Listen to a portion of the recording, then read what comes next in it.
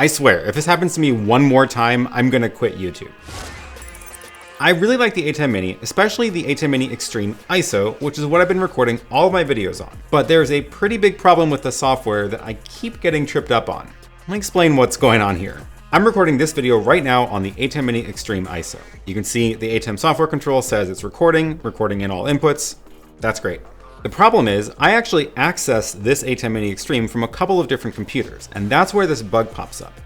I've got this software control loaded up here. I've also got it on my laptop, and when I'm at home or if I'm using the laptop in the studio here, I will often have it up there on that laptop as well. Remember that in the ATEM Minis, the record and the streaming encoders are sort of tied together. It's the same encoder. So whatever your streaming setting is at is what you're recording. And that's where this bug comes in.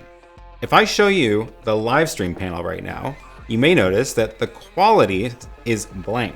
And that's because at some point I opened up a different version of software control on a different computer, and it overwrote that setting into a setting that this one doesn't have. This is kind of complicated, but remember how you can load streaming settings from XML files?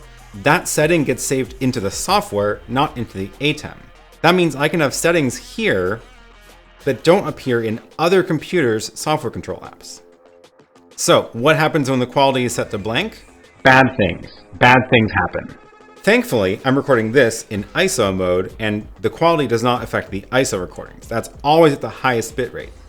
However, if the quality setting is blank, it records at 0 bitrate. To give you an idea of what that looks like, take a look at this recording now. This is recorded at 0 bitrate, or whatever is the lowest possible. It looks like garbage. Surprise.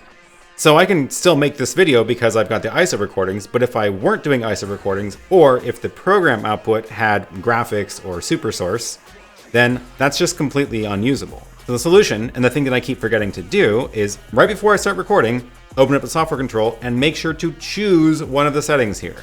As soon as I choose one of those settings, it will be fine and it'll record in that setting. So I'm making this video to both get Blackmagic to fix this bug, because frankly it's not acceptable, and two, to remind myself to at least work around this until they fix it. What I would expect to happen is if the ATEM is about to start recording and it is not set, there should be an error. It should not let you record. The longer term solution is that if the ATEM has streaming settings saved in it that are not in my software control that I'm looking at, it should be able to pull those settings from the ATEM into my software. So if I've created custom streaming settings on my laptop, save them into the ATEM, and then I come to my desktop and load up the software control, it should just pop it into that interface. It shouldn't be blank. So that is your ATEM bug for the week. Thanks for watching, and I will see you in the next one.